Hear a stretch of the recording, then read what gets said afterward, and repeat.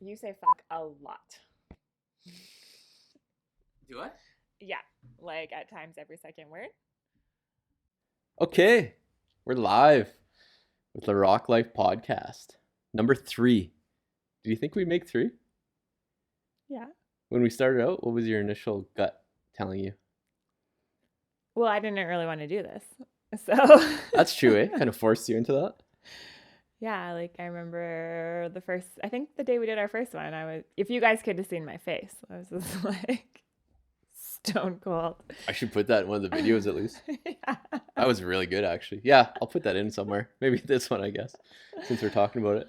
I guess that's a good life lesson, relationship lesson, right? I didn't really want to do it because I had a lot of my own things going on in my business, in my coaching business, but you were really passionate about this. And so I sort of begrudgingly did it, and I actually love it. I really enjoy it. So thank you for making me do something. Thank you for honoring my feelings and wanting to try it out for me or with me.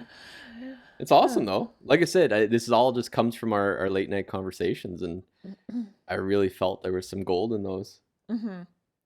And I do think it's cool because, like, our first episode, we really did just sort of fly off the cuff and say things. Last episode, we did try to be more structured, and it didn't feel quite right. Right. Did Yeah. you notice? Like, it did and it didn't. Yeah. Yeah, it just didn't feel like it flowed like our conversations flow. Yeah. So you'll just have to bear with us because we're just always testing new things. I think we said that in our first one. We have no idea what we're doing, so we're just kind of figuring it out as we go. No, learning, and we'll get structure behind it. Everything will get better. My techniques will get better. Our microphones will get better. Yeah, the structure of everything we talk about will get better. But I mean, Yeah. I like it right now though. Yeah, and I would say like today we just made some key points of what we want to talk about, and then we just want to talk because that's the whole point of this. Like, we want you to feel like you're in the room with us having a conversation and 100%. not really holding anything back and just being real. So Yeah, absolutely. And again, it's not all rainbows and butterflies, these conversations, and sometimes they get deep, sometimes they get hard, but I mean, it's life, right? We have to have these. And I'm sure even now more than ever it's kind of highlighting that for everybody. It's either you're completely shutting down from your partner in your house, or you're having some really meaningful conversations because you have no choice for one, really. You're kind of, it's what we're forced into right now. Yeah. And I got some really good feedback on our last podcast last week, giving some tools on how to, come together and communicate through this tougher time. And that really made me feel good because, we are helping people move through some things and be able to share their feelings and really know that you don't have to be on the same page because we're all going through our own things. It doesn't matter just because we're married and we've been together for how many years that we're going to be feeling the same things through all of this. So it's just cool. Everything's just and each person in the partnership's going through different things at different times of this. Like last week I felt really kind of off and down, and you were like just bubbling and you were doing your thing. And then this week I felt like on. I was doing all kinds of stuff and it felt great.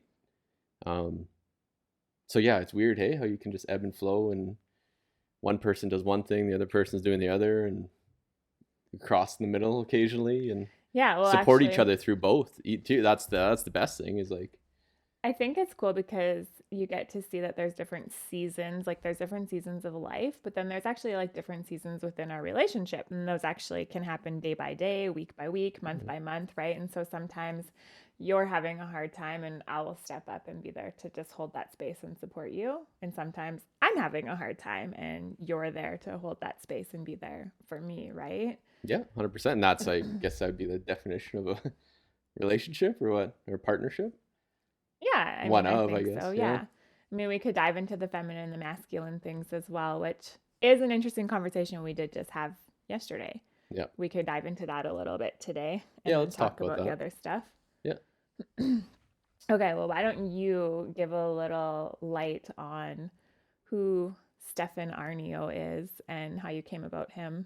Yeah, there's what his analogy is. Yeah, there's been a few guys that I kind of run into, and a lot of them are having a lot of guys are on the same wavelength with that. It's Stefan Arnio. He's Canadian, which is cool. That's why I wanted to follow him, because usually they're all guys from the States. But he's in Winnipeg. He was a real estate investor, and then he said, like, his story was he went away because he he had some health issues as well, but he went away to the jungle, came back, and then all his employees were bitching at him about, we don't like you, you're too hard on us, you treat us badly, and all these things. And then he got to the root of it, and he was like, all these guys, they're 22, 23, and most of them didn't have fathers in their lives, and they were just weak men. They're like just a weak man, not that masculine guy. And so he dove into it a little deeper, had these conversations with them. He says he had to have the dad talk because most of them didn't have the dad talk to him of how to be a man. So then he's very interesting. He's got lots of books out, and his one is great. It's what we just talked about. It's strong men create good times. Good times create weak men. Weak men create bad times, and then bad times create strong men. So that's where we're at. And he equates everything to ebb and flow, and he does things in cycles of 80 years. And his last one was, World War II was the last cycle. Now we're on our cycle of what we're up against for men, because we, 50s, 60s, we're kind of in that good time, but then they were creating some weak men. And now we're in like weak men creating bad times, because that's the spot we're in right now. So it's very interesting, the stuff he talks about. Love it. Yeah, and I thought that it was interesting. He really intrigued me because I was very much into the feminine and the masculine. And really, on my side of things, I'm like, men are tough. They don't, and tough in the way of that they don't really dive into their feelings, right? Like, let's use you for an example. Right. I was always like, how are you feeling? Like, share your feelings with me. But you weren't in touch with your feelings, right? And so to me, I was like, you need to soften up. But he totally challenged me with his analogy, because he's like, men need to be hard, they need to be tough. So this is what we were talking about yesterday, because I was like, so how do you find that balance between being a hard man but also being in touch with your feelings? And is that the perfect balance, right? It's hard. It's a hard question, because I guess we don't know the intricacies of like even 200-300 years ago on how guys acted in tribes. It's like you had the strong men, obviously, like guys were out hunting and protecting the tribe and protecting the kids and the women, but I have no idea if, like, after they do all that, they come home and hug their wife or hug their partner or whoever they're with, and kiss their kids, said, oh, I love you guys, and all this stuff. Who knows how that went, right? Well, I feel like in any research that I've done, that didn't happen, I would because the assume so. mentality was, it was very biological. It was protect the children until they're big enough to live on their own, and then that man moved on and reproduced with other members of the tribe to grow the tribe, That's right? true. Yeah. So a lot has just changed in the last 100 years, probably, I would say, Right. with like being monogamous, Yeah. and really expecting that love to stay, and that passion and that attraction to stay between two people. So what created all this? So is this like movies and books or what? Perhaps. Yeah. Some of the research I've done actually shows that these weak times or hard times that have been coming, that it was actually part of an agenda of the elite, or the people who more so control the world, of the feminist movement, to make weak men, right? Well, it'd be bang on, because then is that why we're having like a battle, or not a battle, but trying to create this perfect man, or be that perfect man. I want to be that guy, where it's, you got to be strong, you got to be masculine, but then still have that still have that soft side where you're in touch with your emotions. Yeah. You think that's where the idea came from then? I don't know. I'm just like, because it's biologically that you're like hit someone with a bat and then have a few kids and then carry on. I don't know. Like I want to be like, so I don't know if we're just evolving, because I want to be that guy. Yeah. Like I want to, protect you and do whatever I have to do, but at the same token, give you a hug and tell you I love you, and kisses for my son, kisses for you, like things like that. So yeah.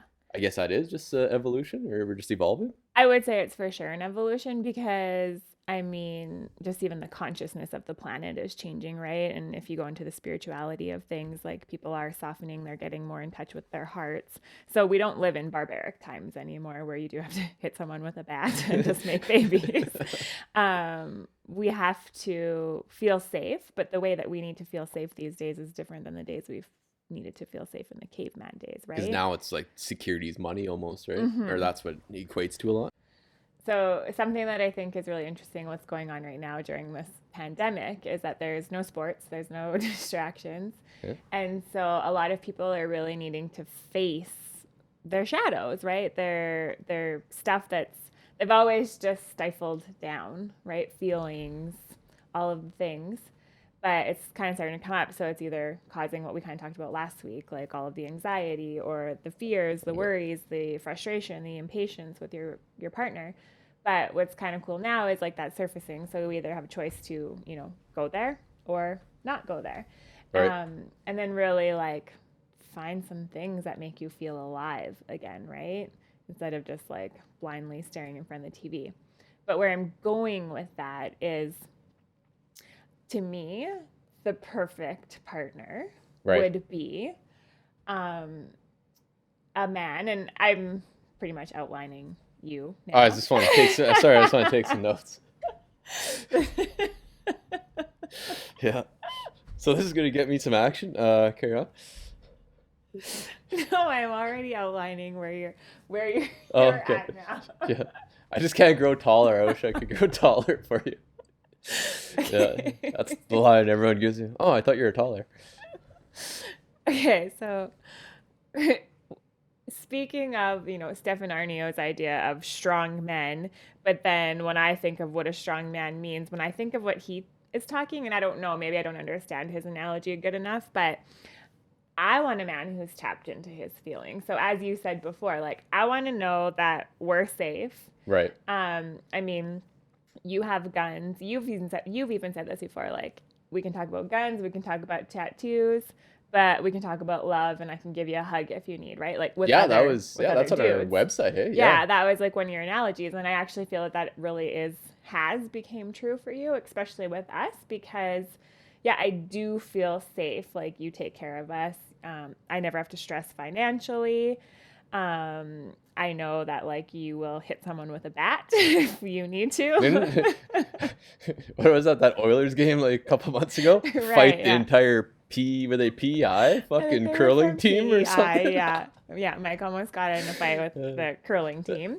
And I'm like trying to be like, it's okay, let's just love each I other. was cool there though. I was very calm and I And that's just it. That's a yeah. really good point, because in the past you would have been over masculine and like get all egotistical and Got to like peacock that I'm gonna bitch. Yeah. fight. Yeah. But so you're very in touch with your emotions and your ego and your anger, right? So to me that's really sexy, because in that moment exactly. So what happened was this guy was having fun sitting beside me, and he spilt his beer all over me, and he got really like upset. Like he was like, I'm so Yeah, sorry. And I he was was on it, yeah. I was like, it's fine, dude. You're just having fun. Like, it's not a big deal. And then Mike just kind of leaned over and was like, what's going on? And the guy was like, I'm going to get her a drink. I'm going to get her a drink. And then Mike, because if you know Mike, you You know it's don't sarcasm, right? necessarily know he's No. joking. But he said that either he had to buy me a drink or he was going to punch him in the face. Yeah. Right? That's what you told him? Yeah. And No, so not him, his buddy. no, but you said that to the Oh, I guy told it to him first, too. but Yeah, then yeah. we I were guess I did laughing tell and him, yeah. joking. Yeah. And then so I went Oh. to the bathroom, and when I came back, what did you say? Like, Well, then the buddy is just like, "Hey, what's going on? Why'd that guy bring you guys a drink?" Because he brought us drinks, and then he went back for his own or something. I can't yeah, he remember. left again. But then I just said, "Oh, he spilled the drink on my wife," and I just told him I'd punch him in the face if he didn't get a drink. And then his coward buddy was like, "Yeah, okay, like whatever." It wasn't a deal at all. He kind of just chuckled and laughed about it. And then he waited till all his other fucking PEIers came back to him, and Yeah. then he got all tough and wanted to Then he fucking try started getting something. lippy to you. Yeah. Yeah. So it's funny because your F bombs are coming out now because you're getting all Sorry, getting fired all up. fired up. But yeah, so then that guy tried to get all like lippy and cocky about it, right? And I felt really good in that situation because I was in the past, I would have been like, oh my God, you're going to like lose your lid. And then this is going to escalate and it's going to be like annoying. But yeah, Mike was just like, whatever. Like I protected you and I felt very safe and protected in that situation. Yeah, it's crazy though. Like a lot of that I think is a little bit with age, I suppose, too. And then I guess that's not a good. I know a lot of boys that are still way too old to be fighting, but from boxing, taught me a lot of that. And then now with jujitsu, it just gives you a real confidence of like. There's always my mom's analogy is the greatest all the time. Like there's always someone tougher, no matter how tough you think you are. There's someone tougher. Um, but at least you have the confidence that you might hit me, but I'll get fucking one or two in. Yeah, pick Or your battles. yeah, it's interesting because it just gives you a real confidence that way, and then just that maturity, I think, really. And I know I'm smart enough. Like we went to Edmonton on a date night, and like I'm smart enough now. I should say that now I'm smart enough. But like if you want to keep that date romantic, and then keep you keep us at the game at least. We get kicked out. Like you gotta be smart about these things. But just we're on a date night. Be that man. Be that strong man. Don't be trying to start shit. Like just Yeah, but then also don't just be a coward, right? Like, oh, that's cool. You spilt your drink all over my yeah, wife. Like, that's true too, high right? five, man. That's a right? fucking Like, perfect thing what we were just talking about then. Exactly. and Yeah. that's what I'm getting at. Like, you're very in tune with your emotions and your ego, right? Like, neither got too far attacked. And just to me, like, that's Right. my personal feeling is like, I loved that because I felt very safe, felt very protected. And that's how I feel in my life with you now, right? Like, emotionally I feel safe, but yet we can open up and you can share like what you're feeling, but yet it's not a burden on me what you're feeling. It's more of just like openly sharing and holding that space. Right. But yeah, I don't know. Does that make any sense? It I feel like does. we really danced around a whole bunch right there. A little bit. But I mean, I think a lot of that too in your own growth, because now you always say you're recovering codependent. Yeah. So yeah, you don't need that from me, or like you're not. Yeah, just another element that you don't have to deal with or try to fix or. Yeah. Yeah. I guess I'm just thinking, so summing that up, like you can be a strong man because I don't also want you to be a wimp, right? Like I'm always like, Mike, don't be so angry or don't be so like, you don't have to be so protective. But now I've come to appreciate the hardness of you in this time of weak men, if that makes sense. But Yep. then I can appreciate your tenderness as well. So I think that for myself, working with feminine and masculine energies, is that you have this really good balance, this like empowered masculinity about you. And that's what allows me to really tap into my feminine and flow into that and feel safe. So then I can be creative because I feel safe, right? Yeah, I can see too how it makes me feel. Like I say, I've been really on this week or last week, whatever you want to call it. And yeah, fuck man. It's just like you're floating. Like you're working, you're in the shop doing like cutting wood, building stuff, or you're at work getting stuff done, plowing through all the emails, getting jobs set up, doing whatever you have to do, and then grabbing you, like picking you up and holding you in my arm, like just everything. Just it feels right instead of just laying on the couch eating chips or eating lots of chips and salsa and crushing pepperoni. Yeah, from last week's video. Oh god. Yeah, and I would say too that you having like a purpose, right? Like Hmm. working on this podcast and getting out in the garage and building stuff, it's very sexy as well. Yeah, and it always Right? used to be just like lip service. Like you talk about that things or talk about those things, you would know what to do and know like, yeah, I need to go work out. Yeah, I need to go outside and do these things like to make myself feel better, but you don't really even just lose yourself in it or let yourself enjoy those moments. And then once you really get doing them and becomes a habit, and then you really just lose yourself in those moments, lose yourself about not worrying about money, not worrying about what's happening next, and just enjoy the moment, be in that moment. But yeah, like there's no better way to explain that. It's just I could see now how when women want to fall into their feminine, how good that would feel to just let go and just create and be in the moment. yeah, exactly, right? So it's very powerful. It's extremely powerful stuff, but we're just not letting ourselves get there. I think distraction is a huge part of it, right? It's wide open. I just discovered this because there's no sports.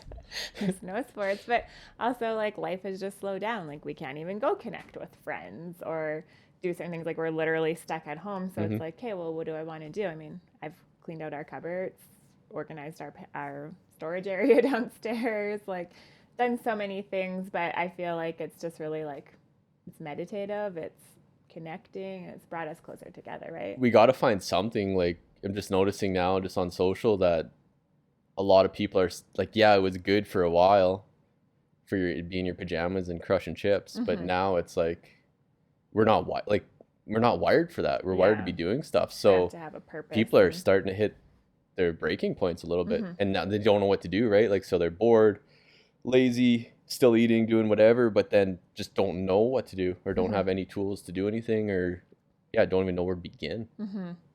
Yeah, That's tough. yeah, that's true. And I guess that's kind of a good segue into what we were actually going to talk about tonight. Yeah. 30 minutes later, we're Yeah, so maybe we'll just touch on that quickly because you do make a good point. And I wanted to kind of talk tonight about how, a lot of people are starting to work from home now. They're getting a taste and a feel for that. And a lot of people are also realizing that their jobs aren't that secure, right? no, Like, I mean, there's some really good companies out there trying to do everything for their employees, but there's so many that'll, just turn like you're have done. already Yeah. got laid off. Sorry, Yeah. sorry guys, you're done and that's it, right? Like um it's crazy. And then the whole working from home aspect, hopefully my boss isn't listening, but like I can crush out 2 hours, probably more. Like I'd get done more in 2 hours than I did damn near all day. Yeah. And I can't explain it because you would think you're at home, more distractions, but I don't know. Now I got our workspace set up so good that you just crush out that time. Then you can stretch. You can all within like an area,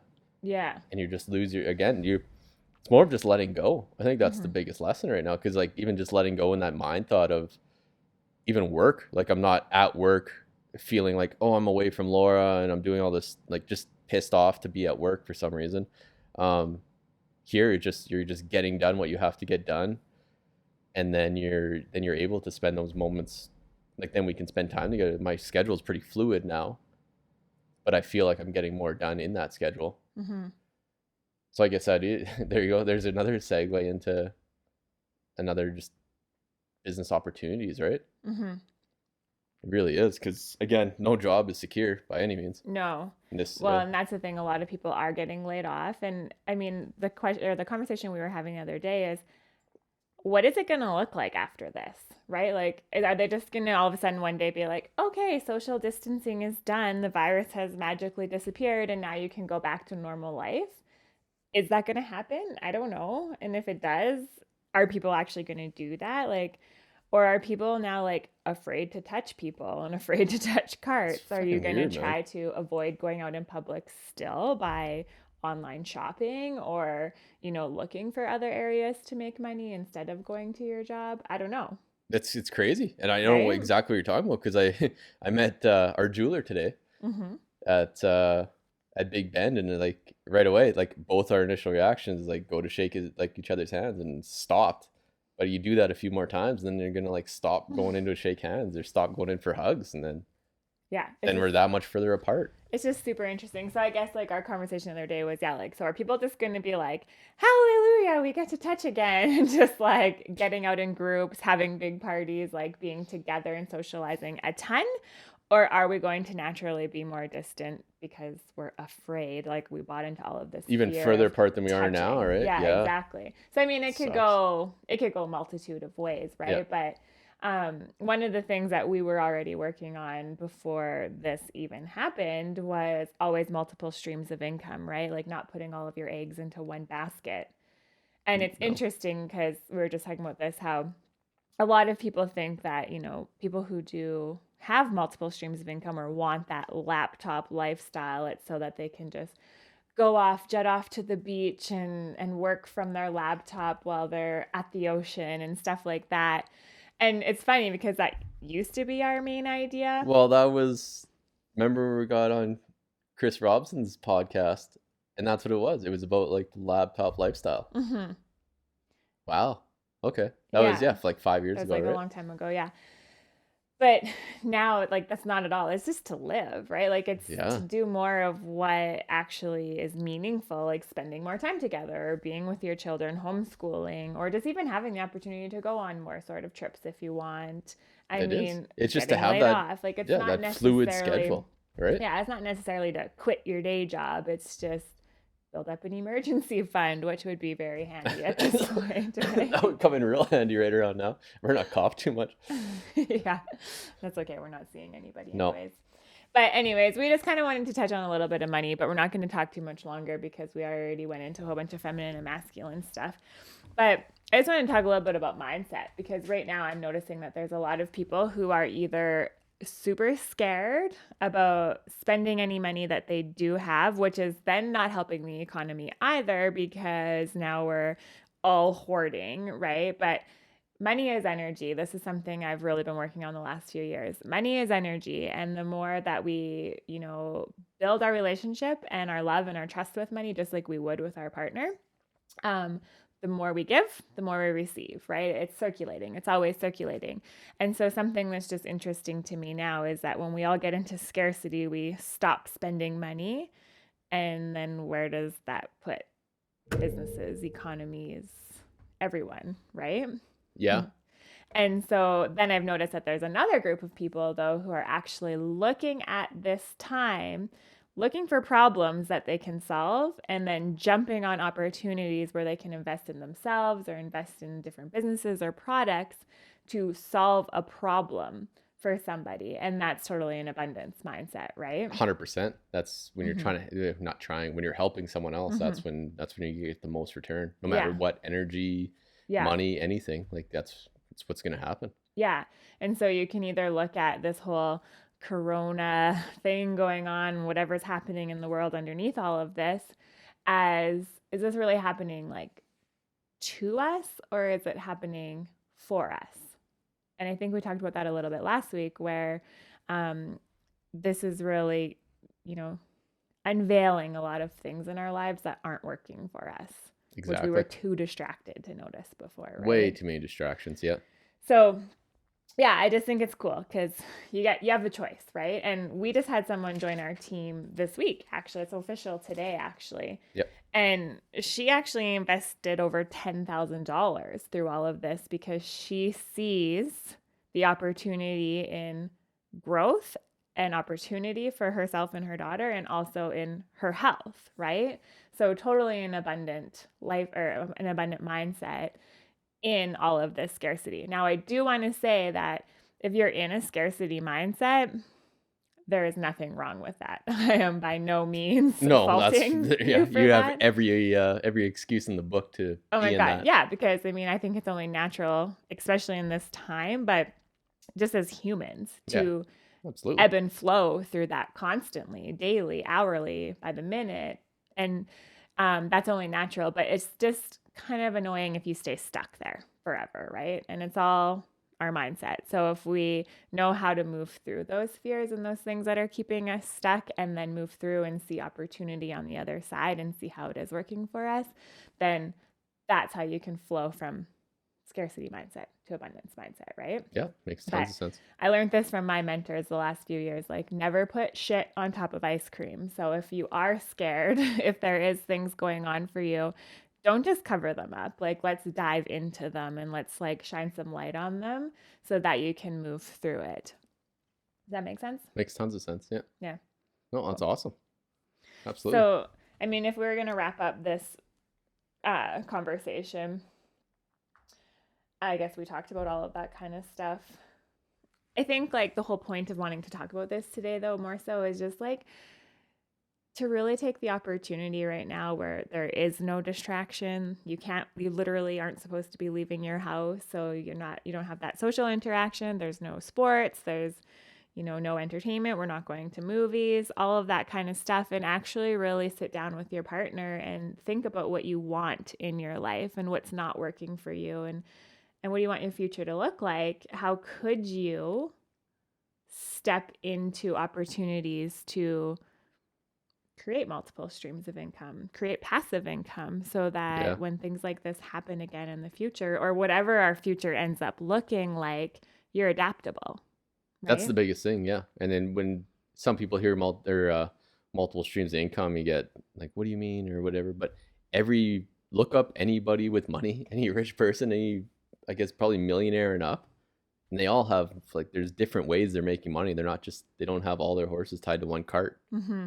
So Yeah. just if nothing else, just check that out and look around and check out different opportunities, right? Yeah, exactly. And that's the thing, right? Like what works for us isn't going to work for the next person, but really just diversifying yourself is, I think, key. It Like, is, yeah. for instance, if you already have a business, how can you have multiple levels of your business, multiple buy in options for your business so that you can give more value to more people, right, at different financial levels? Or how can you associate yourself with products or affiliate with products or services or other companies so that you're earning commissions off of that as well, right? Right. How can you train to even become like a consultant? Or actually, one thing we were talking about earlier too, with not knowing where people stand in their jobs after this, because a lot of companies are going to realize like, wow, so you just kind of threw yourself under Yeah. the bus, Yeah, right? You did exactly. more work at home in 2 hours than you were doing at your job. So are they going to maybe start consulting people out and paying you more hourly for the work you do? Like, who knows, right? A lot of the stuff is going to shift in the world. So how can you make yourself be of such high value and get compensated for that, right? There's so Yeah. many different ways to make money online. So I think out of this topic tonight, my biggest takeaway that I would want you to leave with is just to open your mind, Yeah, that's a great way to sum it up, really. right? Open your mind and really just like create a vision for yourself and your partner and your family, and don't really hold on to any limits. Like, just as much as we didn't expect shitty things to happen, like whoever thought that we would be quarantined during a pandemic, right? Did you see this happening in your future? I never thought they'd cancel the NHL, so that's where my head's at. Right? So we're so programmed to think negatively, but even this went beyond our negative programming. Like, we couldn't even think of this as being a worst case scenario. So Yeah. now transform that into an abundant mindset and think big, and then think even bigger than that, right? Because I mean, I'm going to get all Well, Tony but Robbins why on you not? Yeah. here, right? But yeah, like, why not? If things can go so far in a negative way, why can't they go so far in a positive way? It's all of our thinking, right? So 100%. that's why I just say, I'm going to stop talking now, because my biggest thing is just, if you can take away from this, to just open your mind. Be open, because there's opportunity everywhere if you're open for it. That's perfect. Where can people go to find out more about us? Well, I think we talked about this last time on our last episode. You can go to LaRocque Life on either Instagram or Facebook. We don't have our website up right now, but that will be coming. Yep. Okay. But if women want to follow me too, more specifically, they can just go to Laura LaRocque on Facebook or Instagram. Those are my Yeah. tags there as And then they well. could just message through Laura that they want to talk to me. That's cool. Don't throw me under the bus after that. Awesome. Well, this is great. I loved it. If you Yeah. got any value out of this, or you think anybody in your life might too, just share it. Yeah. Right. Share away. We'll get the message out and build this thing up. Yeah, our message was pretty all over the place today, but it's all good. Well, It's all good. we'll hone it in. We'll hone it in. Okay. Well, I love you guys. Thanks for listening, and we'll see you next week. Bye.